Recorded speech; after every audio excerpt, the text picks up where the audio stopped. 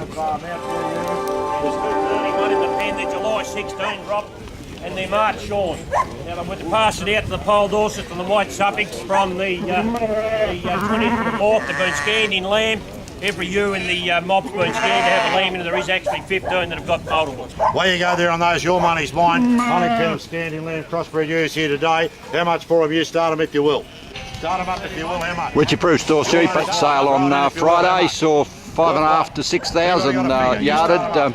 Greg Boyd joins me. Greg, market a little bit softer than what you might have expected with the prospects of the season. Yeah, we've got a pretty good season around through Victoria, and just expecting probably a bit more competition, a bit more enthusiasm about it, to be honest. Yeah, the market did like a bit of spark, but you got there in the end. Your crossbred ewe lambs joined up, $240. Yep. Pretty reasonable money for a good average pen of sheep. Good average pen. They weren't our top sheep like we probably sometimes get here, so with a bit of start in the jacket, but yes, just an average pen of sheep. Yeah, plenty of bounce in the sheep today. There was plenty of sheep, showing that they're getting a good feed and they're in good buckle. Yeah, they can clear plenty of fences at the moment, so they're having a bit of trouble keeping them in the right spots. Yeah, the rest of the ewe lambs unjoined up to $212, but down to $185. Look, they look pretty good buying, but there was some sheep went interstate today. Yes, they did, and look, it's a bit of a difference. Like some of the vaccinated sheep made just as much as the unvaccinated sheep, but they were actually smaller and younger. So for the size-wise, they were probably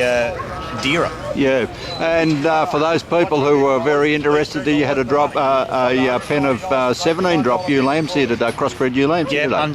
Woolly lambs, not shorn yet, and they made $160. Yeah, Merino, in the Merino section you had a nice pen of ewes and lambs with a very even pen of lambs on them. Yeah, nearly a one-for-one basis, 161 with 165 lambs. They made $112, didn't they? $212. Yeah, and then you had a few nice pens of 1.5-year-olds unjoined. Real good pen of XWA ewes with a big skin on October skin on the back. They made $227. Yeah. They could have been a little bit on the job because there's probably $50 worth of wool on those. Yeah. And then you come back to a couple other pens of those type of ewes, 1.5-year-old ewes at 172 and 180. Yeah, you had a couple of pens of older ewes through the back end of your ewe sale, 130s and down to about $96. 96, yeah. They went to the mutton trade.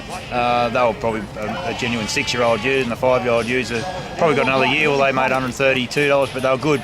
Ex-Western Australian sheep once again, Lewis Blale sheep. Yeah, in the weather section, you had a good run of station-bred wethers here today out of the southern New South Wales. They stood up well and sold pretty well too. Yeah, good Concordia wethers. There's 1,000 of them, and what they top out at 115. 115, yeah, and 112 for the second. So the second sold very well actually. Yeah, and then you had a few other nice.